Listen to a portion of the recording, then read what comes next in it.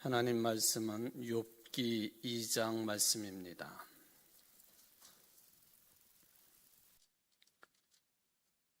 욥기 2장 1절부터 13절까지 말씀 교독하겠습니다. 또 하루는 하나님의 아들들이 와서 여호와 앞에 서고 사탄도 그들 가운데 와서 여호와 앞에 서니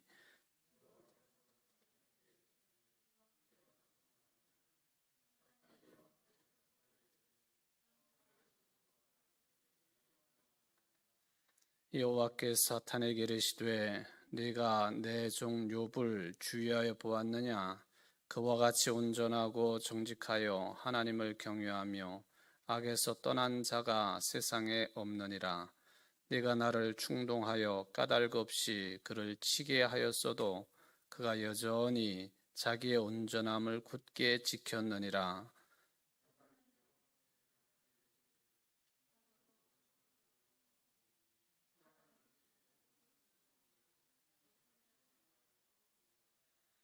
이제 주의 손을 펴서 그의 뼈와 살을 치소서. 그리하시면 틀림없이 주를 향하여 욕하지 않겠나이까?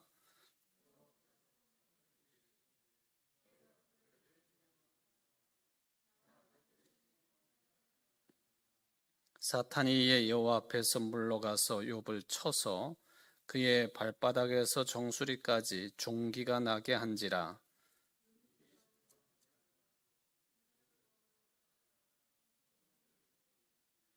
그의 아내가 그에게 이르되 당신이 그래도 자기의 온전함을 굳게 지키느냐? 하나님을 욕하고 죽으라.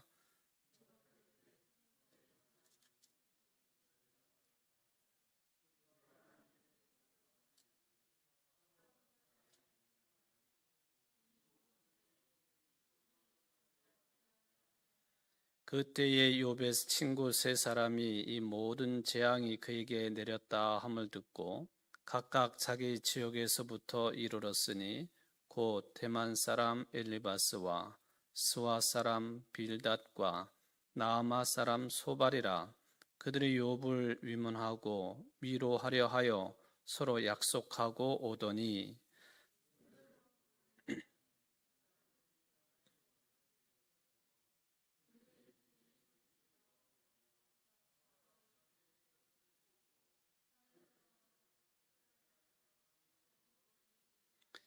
밤낮 7일 동안 그와 함께 땅에 앉았으나 욥의 고통이 심함을 보므로 그에게 한마디도 말하는 자가 없었더라.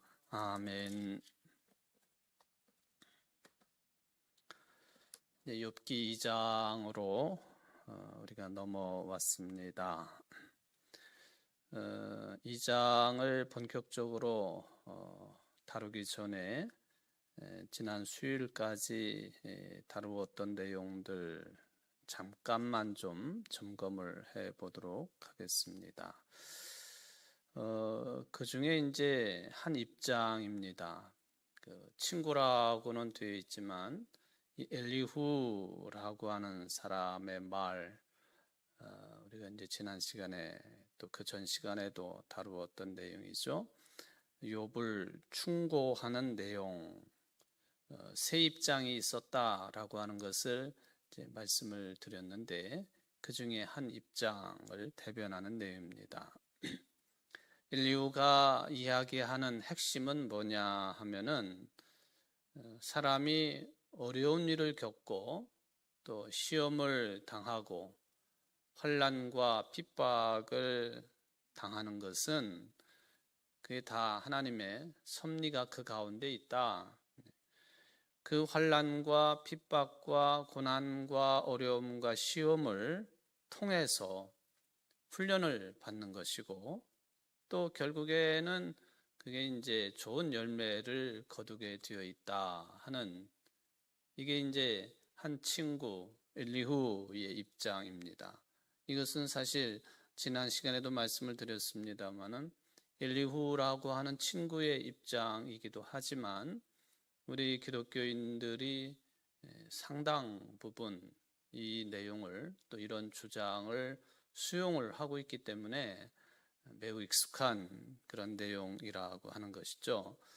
인생의 고난이라고 하는 것은 하나님께서 우리를 키우시기 위해서, 또 성숙시키기 위해서, 또 정금같이 나오게 하기 위해서 단련을 시키는 그런 기간이다라고 하는 말씀입니다. 마치 이스라엘 백성들이 출애굽을 했는데 가나안 땅까지는 뭐 한 달여, 뭐 그 걸음이 느리고 또 노약자들 생각해 보면은 두 달 정도면은 충분히 애굽 땅에서 가나안 땅까지 들어갈 수 있는 시간이 되겠지만 40년을 걸려서 요단강을 건너고 가나안 땅에 들어가지 않습니까? 그 기간을 우리는 아주 쉽게 교육의 기간이었다, 또 고난의 시간이었지만 훈련의 기간이었다라고 하는 해석을 자연스럽게 하고 있습니다. 또 그런 해석의 의미가 무의미한 것도 아니지요. 여기 엘리후라고 하는 사람이 욥의 이 엄청난 환난과 핍박, 고난을 보고서 이제 가지고 있는 그런 입장이 되겠습니다. 이런 내용을 지난 시간에 집중적인 것은 아니지만은 또 말씀을 드렸습니다. 그런데 한번 여러분들 욥기 다른 훨씬 뒤의 내용이기는 합니다만은 욥기 우리 한번 찾아봅시다. 23장 말씀. 네.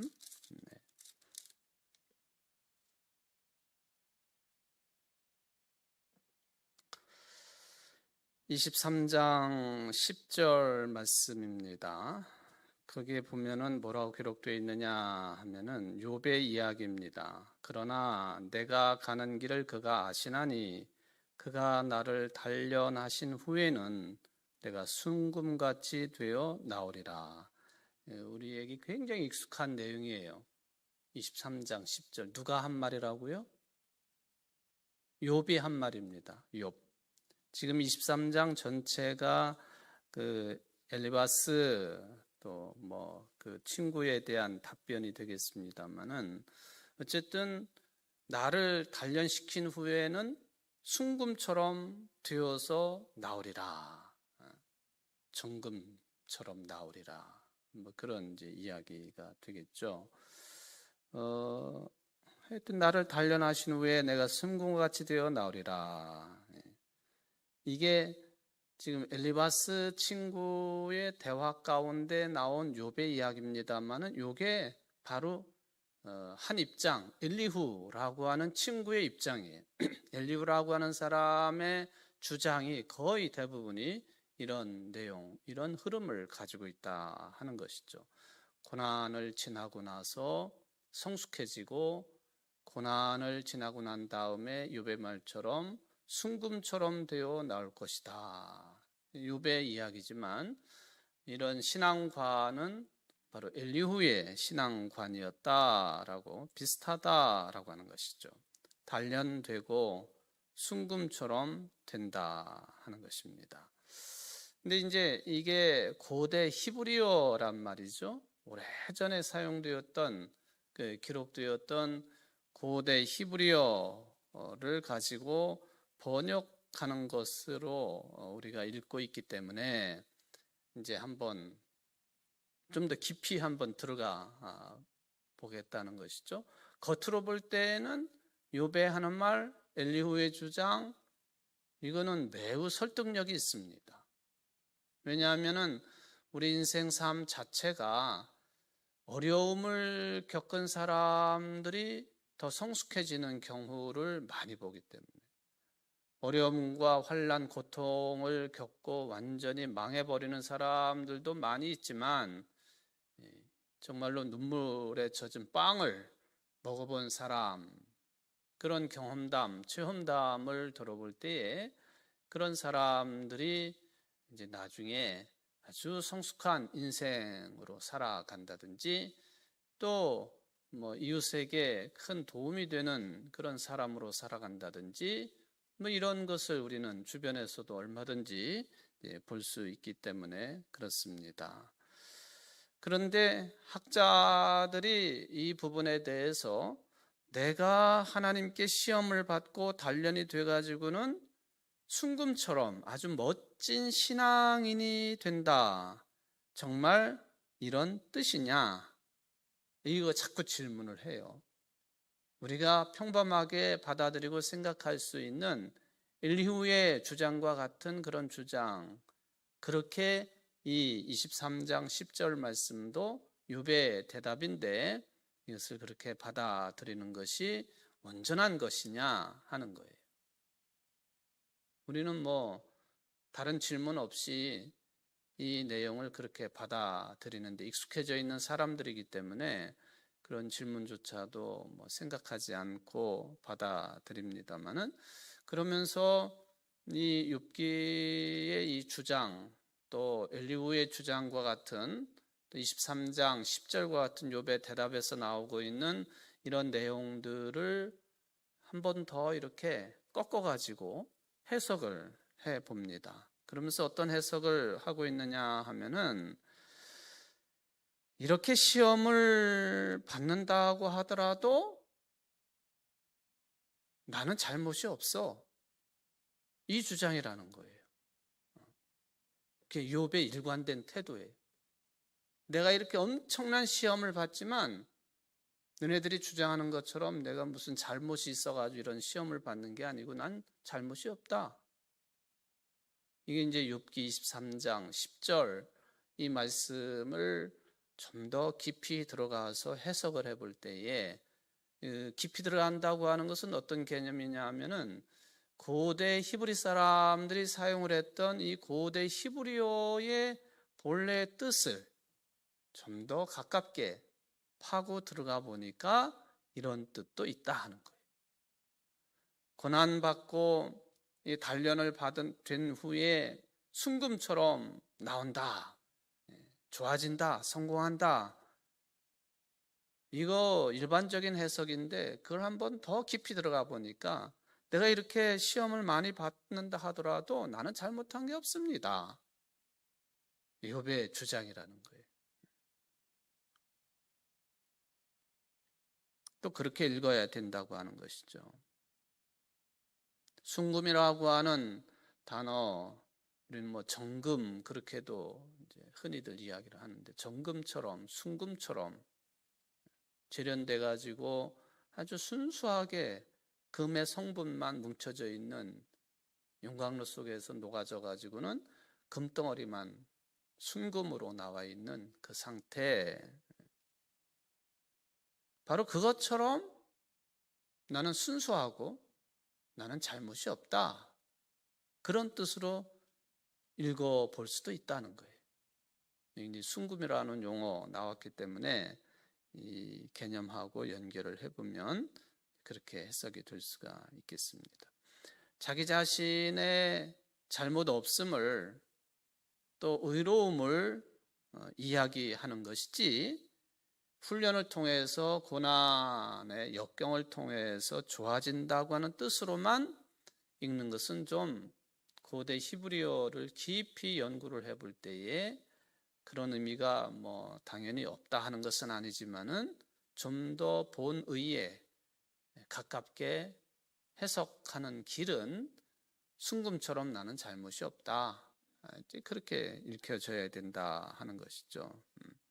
어쨌든 지금 이제 잠깐 맛배기로 이제 말씀을 드렸지만은 이 엘리후의 입장 우리에게는 굉장히 익숙한 거예요.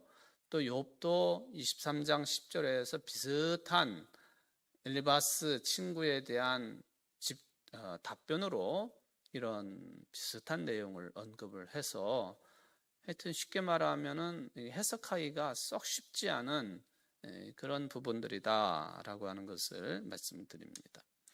히브리어를 저도 히브리어를 거의 잘 못하니까 책 읽고 필요한 부분들을 섭취를 하고 또 이용을 하고 인용을 하고 그런 것입니다만은, 이 히브리어의 구조가 원래가 이 모음이 없다는 것 아닙니까? 모음이 없어요. 그러니까 어떻게 번역하는가에 따라서 의미가 확 달라지는 거예요. 우리 기존에 가지고 있었던 23장 10절과 같은 엘리후의 주장과 같은 그런 주장도 나올 수 있는 것이고, 좀 전에 제가 말씀드린 것처럼 아니 순금처럼 나는 잘못이 없다라고도 해석이 될 수 있는 그런 틀을 히브리어 모음 자음 구조가 가지고 있다 하는 그런 말씀이 되겠습니다. 아주 복잡하다 하는 것입니다. 그러니까 여기 이제 23장 10절에 나와 있는 이 내용, 아무리 내가 시험을 받고 단련을 하고 신앙이 옳은지 그른지 시험을 받는다고 해도 잘못한 게 없다, 뭐 이런 개념. 이게 이제 지난 시간에 말씀을 드렸던 그 내용과, 그러니까 세 가지 입장 중에 엘리후의 입장과 연결을 시켜서 오늘 잠깐 좀 언급을 드리고 2장으로 넘어가 보도록 하겠습니다.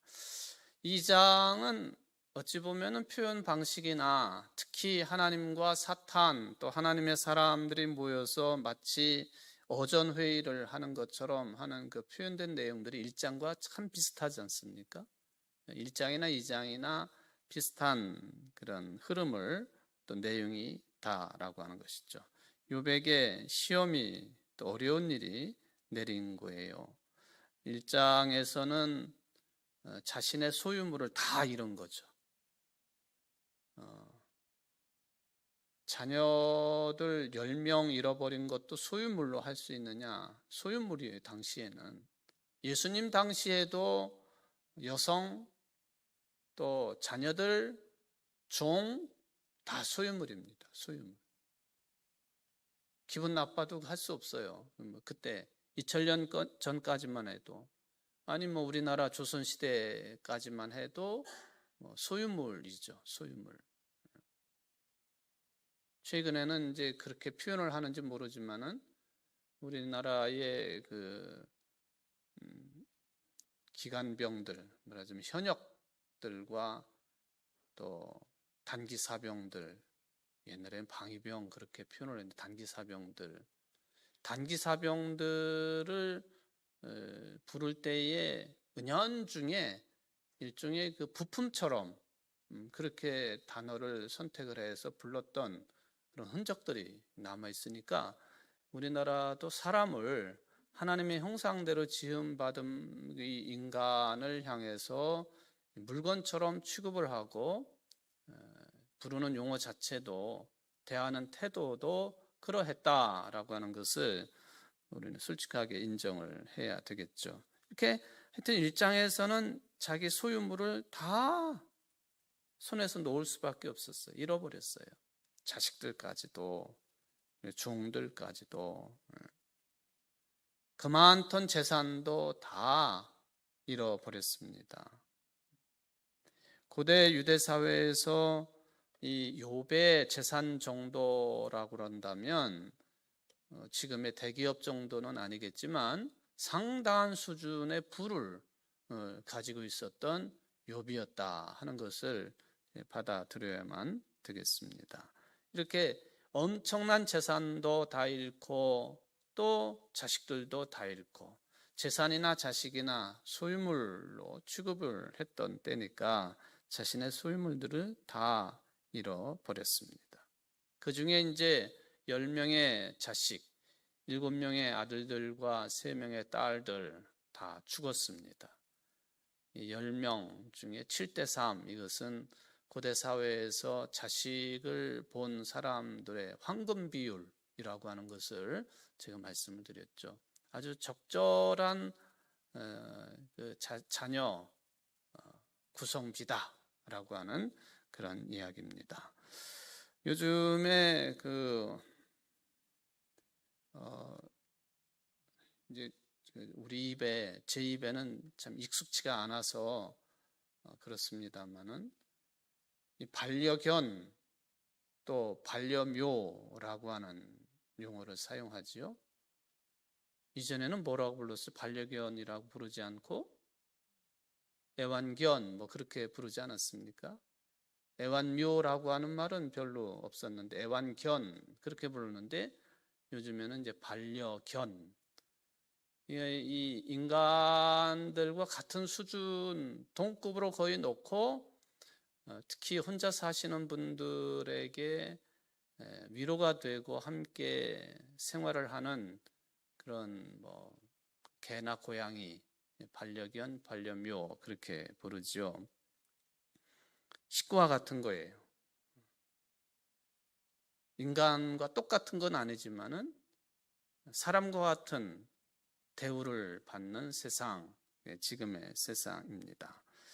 이런 반려견이나 반려묘에 대한 이게 그 입장이 새롭게 정리가 돼야 된다 하는 그런 주장을 합니다. 그 어디 보니까 어떤 조그만 반려견이요, 아주 예쁘게 생긴 반려견인데 큰 개한테 목을 물렸어요. 물려가지고 막 큰 개가 그 조그만 강아지 목을 물어가지고 막 흔들고 그냥 그래가지고는 다행히 죽지는 않았는데 수술을 받습니다. 수술을 받는데 잠깐 본 것입니다만은 앞으로 수술을 더 받아야 되는데 지금까지 들어간 돈도 있지만 앞으로 3천만 원은 더 들어갈 것이라고 그래요. 깜짝 놀랐어요. 이 주먹만한 강아지인데 반려견이거든요. 반려견. 이게 내 사랑하는 부모라 생각하고 자식이라 생각하면은 그거 돈이 얼마나 들어가도 그 해야 될 것 아닙니까? 빚을 져서라도 해야 되는데 요 주먹만한 강아지 그 수술을 하는데 지금까지도 몇 천만 원 들어갔는데 앞으로도 3천만 원이 더 들어간다고 그래요. 그런데 이게 보상받을 길이 없다는 거예요. 피해 보상을 받을 길이 없다. 왜? 반려견이나 반려묘는 아직 소유물이기 때문에. 마치 욥 시대에 자식들이 소유물이었던 것처럼 이제 그런 내용을 얼핏 보면서 사회가 변해도 참 많이 변했다, 이제 그런 생각을 이제 하게 되었습니다. 어떤 일을 당해도 물건이 깨트려진 것 정도로 뭐 생각을 하니까, 사회 일반이 그렇게 생각을 하니까 당사자는 반려견인데 법 제도가 아직 거기까지 미치지 못했다라고 하는, 그래서 이런 부분에 대해서 새로운 더 발전적인 입장을 정리할 필요가 있다, 법으로 제도화 시킬 필요가 있다 하는 그런 주장들이 강하다라고 하는 그런 이야기입니다. 자, 이렇게 10명의 자녀들, 황금 비율의 아들 7, 딸 3이 다 죽어 사라졌습니다. 그래서 이 이야기를 들으면서 12조로 질문을 이렇게 하는 사람들이 있을 수가 있습니다. 아니, 욥이야 당사자고 엄청난 시험을 받는다 해도 그 자신이 잘 이겨나가고 뭐 그거야 당연하다고 볼 수 있는데, 자식들의 운명은 어떻게 된 거냐 하는 거예요. 자식들의 운명은 뭐냐 하는 것이죠. 왜 죽느냐 하는 거예요. 실제적으로 하나님 앞에서 사탄과 하나님의 아들들 사람들이 모여가지고 어전회의를 해서 치려고 했던 사람은 욥이잖아요. 근데 왜 자식들까지 그러냐 하는 거예요. 무슨 연좌제도 아니고, 당사자 하나만 다치면 그만이지 아무 죄도 없는 자식들은 왜 그런 꼴을 당하느냐, 왜 그런 운명에 처하게 되는가. 물론 좀 전에도 말씀드린 것처럼 당시의 자식들은 물건 취급을 했기 때문에 그건 뭐 그냥 이렇게 떨어뜨려 가지고 깨진 것 정도로 생각하니까 뭐 그럴 수도 있었겠다, 뭐 해석이 될 수도 있겠지만, 그래도 이런 질문은 상당히 의미 있는 질문이라고 보여집니다. 여러분들 10명의 자식들 이름이 나오나요? 안 나와요. 아들 7에 그냥 딸 3이에요. 1남이, 2남이, 3남이, 4남이, 7남이까지 1녀, 2녀, 3녀. 그 옛날 어른들 참 뭐 남자아이보다도 그 여자아이들 태어나면은 이름 막 짓는 경우 많지 않습니까? 사실 그랬는지 모르겠어요. 길에서 났다고 길녀라고 부른다든지. 나는 그건 거짓말 같아. 그럼 밭에서 났으면 전녀요? 그러면 눈에서 났으면 담녀고. 하여튼 뭐 그런 이야기들이 많이 들려오기는 합니다만은 이름도 없어요. 그러니까 욥을 하나 시험을 하는 건데 사탄하고 하나님이 그것을 말하자면 일종의 그 계약을 맺은 것인데 욥만 건드리는 것인데 왜 자식들까지 몽땅 다 죽었느냐. 그러니까 이런 질문하는 사람들은 말도 안 되는 것이다 라고 주장을 펴기도 합니다. 그런데 그런 주장은 그렇게 별로 설득력이 없다라고 보여지기도 합니다. 그러니까 성경을 읽을 때에 성경의 기록 자체가 핵심적으로 뭘 얘기하려고 하는 것이냐, 이거를 쫓아가는 게 핵심이지, 뭐 자식들까지 다 끌어 모아가지고 뭐 이름도 없다느니 당사자는 욥인데 왜 자식들까지 다 죽는 운명이 되었느냐, 뭐 이런 질문은 좀 초점을 흐리게 만드는 그런 질문일 수가 있겠습니다. 다른 쪽으로 빠질 가능성이 있다. 저도 물론 이런 내용들도 있다는 것을 소개 정도로 그치기는 합니다만은 또 한편으로 생각해 보면 얼마든지 할 수 있는 그런 질문이기도 합니다. 자, 어쨌든 이 장도 보면은 이 욥 자체가 어려움을 당합니다. 그죠? 다 죽고 없어지고. 근데 욥에 관한 내용은 아니었단 말이죠, 1장이. 욥 직접적인 문제, 말하자면은 욥의 신체에 관한 문제는 아니었다. 2장에서는 욥 자체의 문제를, 어려움을 언급을 합니다. 몸이 완전히 망가졌습니다. 완전히 망가졌어요. 근데 죽지는 않았어요. 그건 하나님의 뜻이잖아요. 사탄에게 생명은 건들지 말라고 하시니까 사탄도 그거 보면 사탄도 순종을 잘하죠. 그렇지 않습니까? 하나님 말씀에 사탄도 순종을 한 거예요. 그 몸은 건드리지만은 생명은 건들지 말라 하니까 사탄이 예스 하고 순종을 합니다. 근데 이 같은 이 욥의 몸 상태가 완전히 망가진 거예요. 지금 오늘 그 욥의 몸, 육체의 상태가 어떠한지에 대한 군데군데 나오는 이야기들이 있습니다만은 완전히 망가져요. 자식도 다 죽고 재산도 다 없어지고 한 걸음 더 들어가게 된 것이다. 사실 부모의 입장이라고 한다면 내 몸이 부서지고 내 몸이 망가지고 심지어는 내가 죽더라도 자식만은 살리고 자식은 다치지 않게 하는 것이고, 그게 이제 보통 부모들이 가질 수 있는 그런 입장이지요.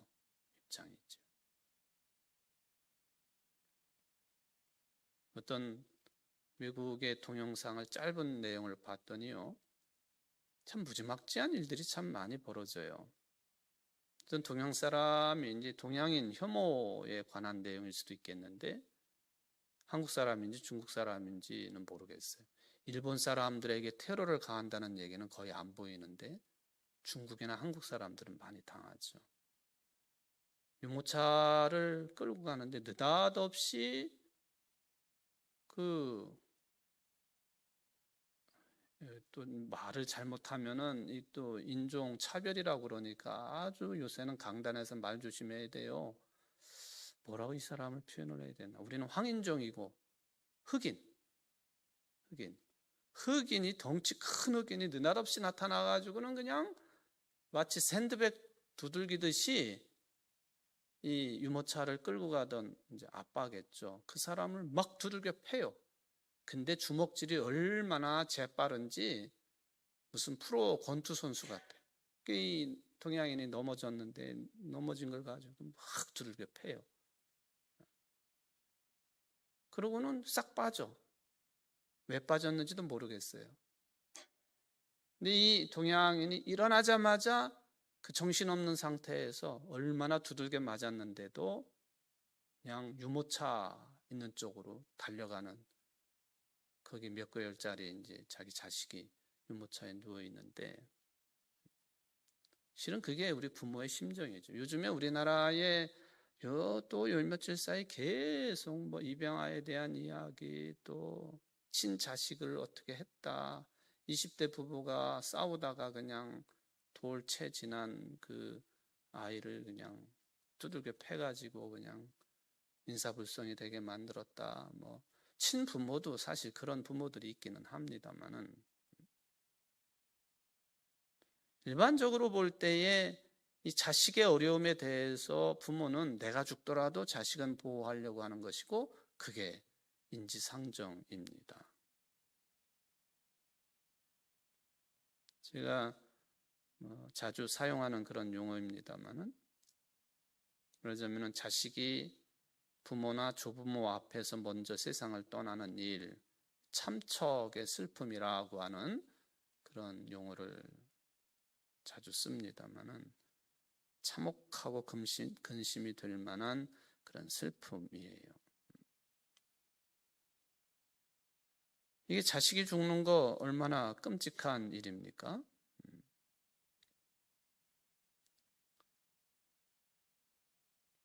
자기의 몸이 위태로워지는 것하고 비교할 수 있는 게 아니에요. 그래도 마음만은 내가 죽더라도 자식은 살리고 싶은 게 부모의 마음이죠. 일반적인 생각입니다. 근데 솔직히 조금 더 예민하게 바라보면은, 아무리 자식이라도 본능적으로 자기 일을 보호하고 그런 그 본능이, 이거는 본능적으로 자연스럽게 작동하게 되어 있는 것도 사실입니다. 우리가 숨길 수도 없고 부인할 수 없는 내용입니다.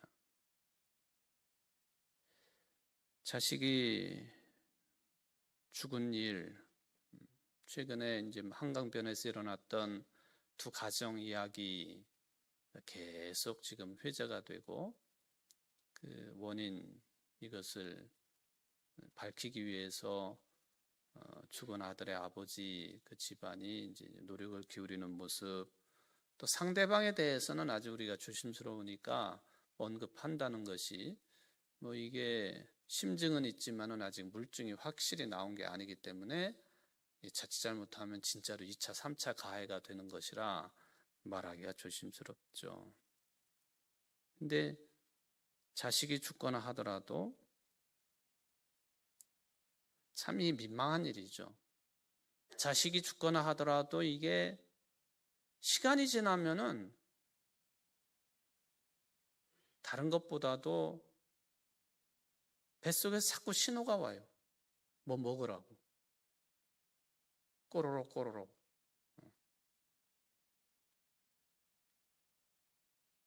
또 우스운 장면들을 보면은 뭐 자연스럽게 웃게도 되고, 아무리 자식이 죽었어도 일상을 살아가게 되어 있다. 이 내용도 여러 차례 말씀을 드렸는데, 제가 서울 하늘교회 부목사 할 때 아주 엄청나게 추운 겨울날 장례식을 치르고 하관 예배를 다 드리고, 그때처럼 추웠을까요? 양말 2겹에다가 아마 속내의 2겹 막 그렇게 껴입고 이제 장례식을 끝내고, 추우니까 이제 식당으로 들어갔는데, 앞에 앉아 계시는 권사님, 참 흔들림이 없는 권사님이에요. 아주 반듯하고 흔들림이 없는 권사님이세요. 다르게 표현하면 굉장히 무서운 분이죠. 저랑 이렇게 마주 앉아가지고 식사를 하는데, 나는 부목사니까 뭐 그냥 춥기도 하고, 근데 그분이 하신 얘기가 이런 내용을 말씀을 드릴 때마다 꼭 생각이 나는 거예요. 목사님, 이북분이신데 눈물은 내려오고 숟가락은 올라간다. 그 얘기. 눈물은 내려오고 숟가락은 올라가는. 이게 자식의 죽음 앞에서도, 참척의 슬픔 앞에서도 인간의 본능은 어쩔 수 없는 것이다. 여러분들이 잘 아시는 가톨릭 신자였던 소설가 중에 박완서 선생님을 우리나라의 유명한 소설가로 잘 알고 있죠. 남편하고 아들이 몇 개월 사이에 둘 다 세상을 뜹니다. 이 체험을 에세이집을 하나 냈는데 한 말씀만 하소서, 그런 제목으로 에세이집을 냈어요. 가톨릭 신자니까 하나님께 대한 요청이죠. 뭐 어떤 의미겠습니까? 한 말씀, 하나님 한 말씀만 해주세요. 여러분 같으면은, 여러분이 박완서 씨라고 한다면 어떤 생각을 가지고 이런 제목의 에세이집을 냈을까요? 왜 이런 일이 벌어졌습니까? 그거 아니에요? 이유를 모르겠어요. 당신이 좀 답을 알려주십시오. 한 말씀만 하소서. 그 중에서도 남편이 죽은 것, 병들어 죽었으니까 그런 대로 받아들일 수 있겠지만은, 아들이 수련의 과정을 밟다가 과로로 숨을 거둔 겁니다. 그냥 모든 것이 그냥 다 뒤집어진 상태죠. 세상이 거꾸로 돌아가는 것 같고 누구의 말도 위로가 되지 아니하는. 근데 어느 순간, 좀 전에 말씀드린 것처럼 배에서 신호가 오고 배가 고파지고 자연스럽게 먹을 것을 만들어가지고 먹고 있는 자신을 보면서 한심한 생각이 들어갔다는 것 아닙니까? 아들이 죽었는데 이 먹는 것이 뭐라고 입에 먹을 것이 들어가는지. 글쎄 뭐가 옳다 그르다 따지기가 쉽지 않은 내용이고 그렇기는 합니다. 한참 되었지만 제가 부임하기 전, 그러니까 뭐 한 20년 전쯤 일 같기도 하고요. 우리 노예 안에 어떤 목사님께서 새벽 기도회를 마치고 사택에 들어가 계시다가 그냥 이렇게 앉아 계신 상태로 돌아가셨어요.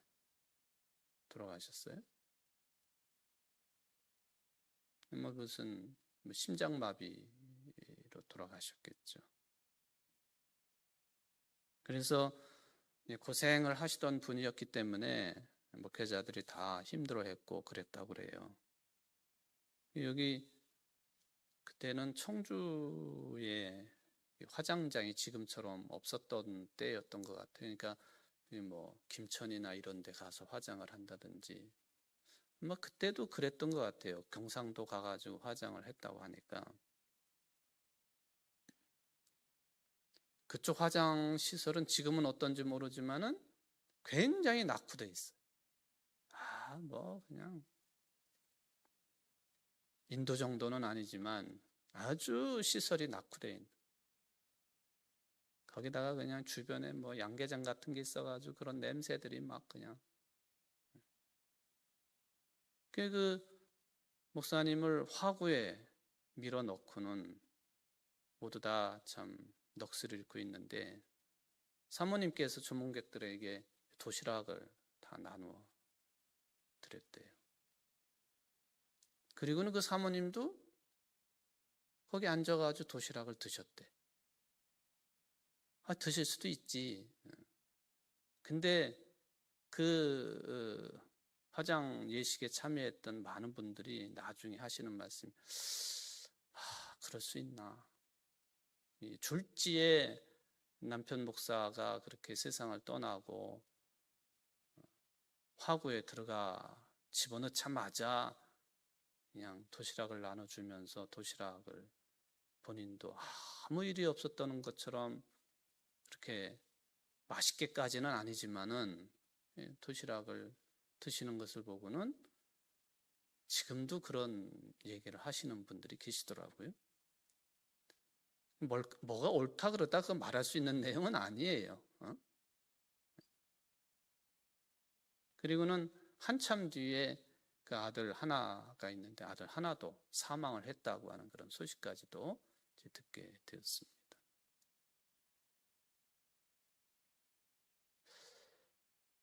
이게 우리 인간의 뭐 연약함이냐 아니냐 그걸 따질 수도 없겠고, 자연스러운 것이냐 억지로 뭘 어떻게 해야 되는 것이냐, 뭐가 정답이냐, 제가 목사이지만은 이렇게 해야 됩니다 저렇게 해야 됩니다 말하기도 쉽지 않은 내용이에요. 왜? 본능을 우리는 거스를 수가 없기 때문에. 식욕의 본능 어떻게 그걸 거스르겠습니까? 우리 교회를 설립한 민노아 목사님에 관한 이야기들이 참 많습니다만은 여러 번 제가 드린 말씀인데, 찬송가 96장 예수님은 누구신가, 1905년도에 우리 교회가 저쪽에 있다가 이쪽으로 1년 만에 이사를 왔는데 바로 그 해 1905년도에 만들어낸 찬송이 예수님은 누구신가 라고 하는 이야기이죠. 1892년도에 조선 땅에 복음 전하기 위해서 미국 북쪽 지방에 파송을 받아가지고 여기에 온 거죠. 부부가 왔습니다. 20대 중반에. 근데 뭐 앞서 딸이 둘 있었다고 하는 얘기가 있으니까, 근데 이 집안에 계속해서 아마 그 아이들이 태어났던 것 같아요.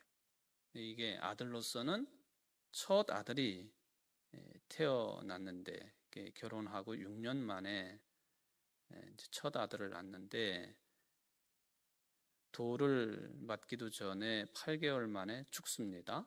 양화진 가서 아이를 묻었어요. 3년 뒤에 1902년도로 기록이 되는데 둘째 아들이 태어났습니다. 근데 얘는 하루 만에 죽습니다. 그러고는 1902년도에 둘째 아들도 죽었는데 몇 달 안 돼가지고는 1903년도인데 부인도 죽습니다. 이게 이제 밀러 선교사가 96장 예수님은 누구신가라고 하는 찬송가 가사를 만들게 된 개인사, 가정사 배경이 됩니다. 이거 조선 사람들이 질문을 하지 않습니까? 도대체 당신이 전하고 있는 예수가 누구이기 때문에 당신을 이렇게 힘들게 하는 거냐? 예수님이 누구냐? 이 질문이 밀러 목사에게 계속 가시처럼 찔리는 그런 질문이었다고 하지 않습니까? 하늘에서 내려온 생명의 떡을 먹으면 영원히 살리라 하고 복음을 전했는데,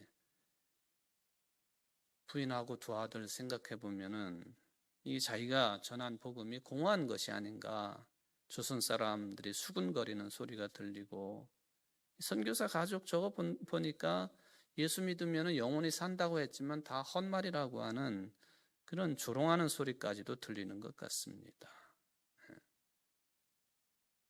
그래서 도대체 예수님이 누군가, 왜 이렇게 당신을 힘들게 하시오?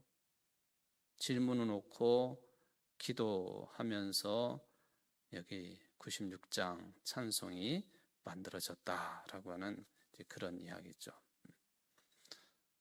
어쨌든 뭐 조선 사람의 입장, 또 엘리바스의 입장, 엘리후의 입장, 세 친구들의 입장, 사람이라는 게 그렇다 하는 것이죠. 사람이라는 게 그렇다. 어쩔 수 없는 측면이 있다 하는 것이죠. 이 욥기서를 남긴 기록자도 자신이 죽은 것보다도 한 걸음 더 들어가 가지고 욥에게 임하는 큰 위기를 또 가중된 하나의 시험으로 제시를 하고 있습니다. 그 과정은 1장에 나오고 있는 그 내용과 거의 똑같은 반복입니다. 하늘에서 회의가 열렸고 거기에 하나님의 아들들이 왔고 하나님이 계시고 사탄도 회의를 했다. 이거는 여러분 성경의 내용을 가지고 이건 말도 안 된다 목사가 그렇게 말하는 것은 참 경건하지 못한 것입니다. 이거는 사실 있을 수 없는 현상이에요. 사탄이 감히 어찌 하나님 앞에 나와가지고 같은 회의 탁자에 앉아서 회의를 합니까? 그러니까 여러분 처음 시간부터 말씀을 드렸지만은 이거는 일종의 문학적인 표현 양식을 빌어온 것이다. 또 중간에 말씀을 드렸지만은 괜히 이런 내용 가지고 자꾸 다른 길로 빠지지는 마십시오. 욥기 전체가 전하고자 하는 핵심적인 내용이 뭐냐? 그것만 붙들면 되는 겁니다. 사실 이 사탄이 하나님과 함께 회의에 참석해가지고 이러니 저러니 대화를 나누고 또 하나님이 말씀하시고 사탄이 듣고 나가고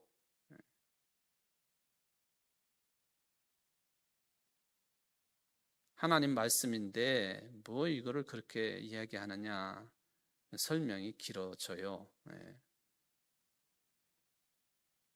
하여튼 일어날 수 없는 일들이 왜 일어났느냐 이것을 해명하려고 하는 이 표현, 상징 이게 지금 1장에서 나오고 2장에서 나오는 하나님 앞에서의 어전회의 모습입니다.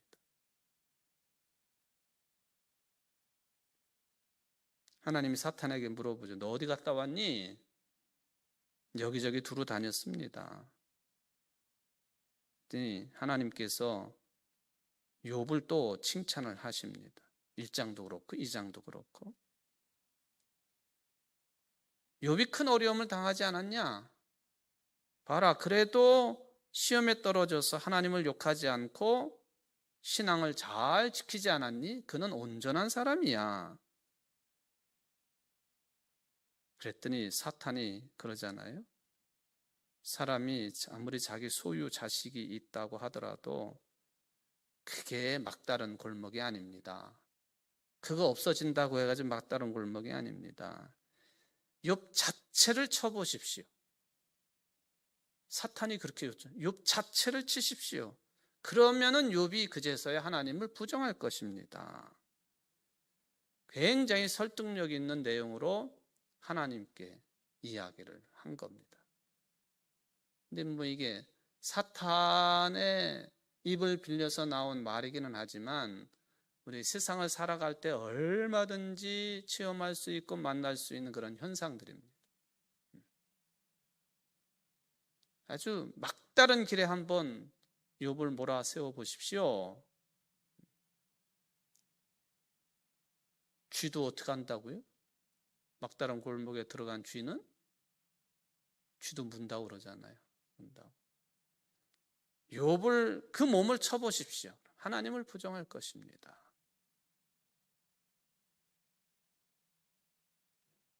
이 4절에 보면 매우 재밌는 표현이 있는데요. 사탄이 여호와께 대답하여 이르되 가죽으로 가죽을 바꾸니, 이 참 해석하기 어려운 내용인데 이건 다음 시간에 좀 약간 제가 설명을 드리도록 하고요.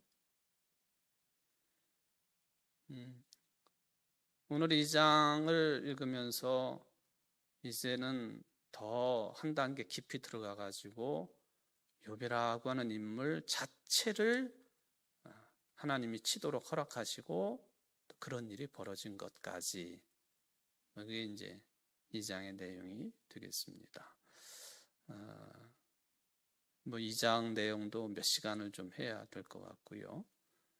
우리들의 신앙관이 매우 조심해야 될 것은요, 이거 1, 2장 내용만 가지고도 수만 가지 해석이 나올 수 있는 거거든요. 여러분들이 특별히 한 교회 신앙생활을 하면서 누가 누구의 신앙을 이렇다 저렇다 평가할 수 있을까? 정답을 말씀드리는 건 어렵고, 그거는 굉장히 조심해야 된다. 굉장히 조심해야 된다.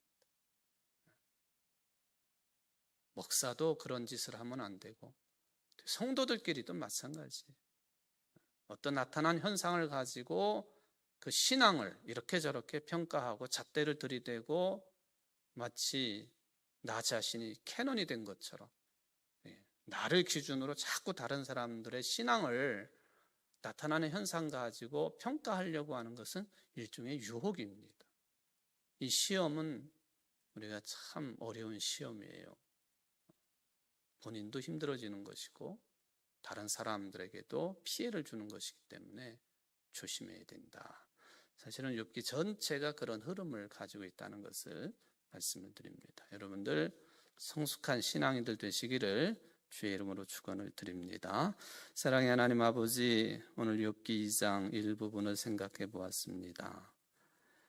우리 인간들은 그런 것 같습니다. 굉장히 강한 것 같지만 또 모든 것을 다 잘 알고 있는 것 같고 판단력이 뛰어난 것 같지만 그렇고 그런 것 같습니다. 욥기 전체가 우리에게 그런 것을 깨닫게 하시는 것 같고 또 욥이라고 하는 인물이 마지막에 하나님께로부터 책망을 받기도 하고 또 가르침을 받는데 하나님 홀로 전능하신 분이라고 하는 것, 우리 모두는 피조물이라고 하는 것, 이 변할 수 없는 이 본질, 이것을 넘어서지 아니하도록 우리를 붙잡아 주시고 하나님과의 올바른 관계성을 잘 형성해 나가고 또 그 뜻대로 세상에 나아가 삶으로 빛 소금 되기에 부족함이 없는 오늘 예배드리는 모든 성도들이 될 수 있도록 축복을 내리워 주옵소서. 예수님의 이름으로 간절히 기도합나이다. 아멘.